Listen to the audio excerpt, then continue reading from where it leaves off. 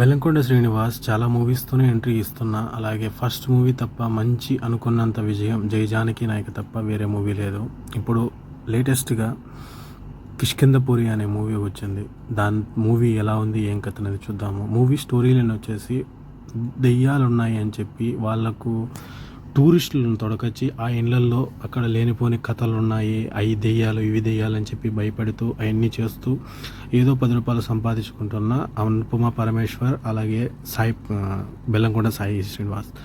అలాగే వీళ్ళిద్దరికీ అనుకోకుండా వాళ్ళ మేనేజర్ చేసిన ఒక తప్పుడు పని వల్ల వాళ్ళను కొంతమందిని చాలామంది గెస్ట్లను తీసుకొని ఆదిని మిగతా చాలామందిని తీసుకెళ్ళి నిజమైన బూత్ బంగ్లాకి వెళ్ళిపోయినప్పుడు అక్కడ రేడియో ద్వారా వచ్చిన దెయ్యాన్ని ఏ విధంగా వాళ్ళు విడుదల చేశారు, అలాగే దానిలో నుంచి ఏ విధంగా బాధపడ్డారు, చివరికి ఆ రేడియోలో బంధింపబడ్డ నిజమైన దెయ్యం ఎవరు, ఇంతమంది చూడ్డానికి వెళ్ళిన 11 మంది బ్రతికారా, లేదంటే దాని తర్వాత వరుసగా 3 చనిపోయిన తర్వాత ఏ విధంగా ఆ చనిపోయే వారిని ఎలా ఆపాడు, ఇంతకీ ఆ దెయ్యం ఎవరు అనేది మెయిన్ స్టోరీ.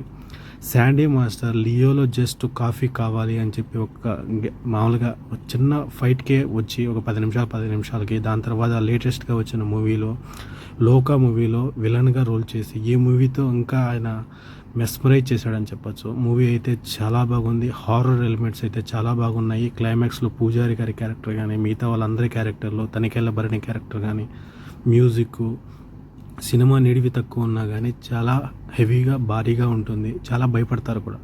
రీసెంట్గా ఈ విధంగా పేచి దీని తర్వాత ఈ నడవన వచ్చిన అంతకుముందు వచ్చిన అరుంధతిలు ఇలాంటి కొన్ని హారర్ ఎలిమెంట్ ఉన్న మూవీలలో ఇది ఒక బెస్ట్ మూవీ అని చెప్పొచ్చు. కిష్కింధపురి 20 కోట్ల ప్రొడక్షన్ వాల్యూలతో చూసిన ఈ మూవీని పార్ట్ 2 కూడా మామూలుగా లింక్ వదిలేశారు. దాంట్లో ప్రేమ గారు మెయిన్ లీడ్ రోల్గా ఉండబోతుందని ఇన్ఫర్మేషన్ ఉంటుంది దాంట్లో.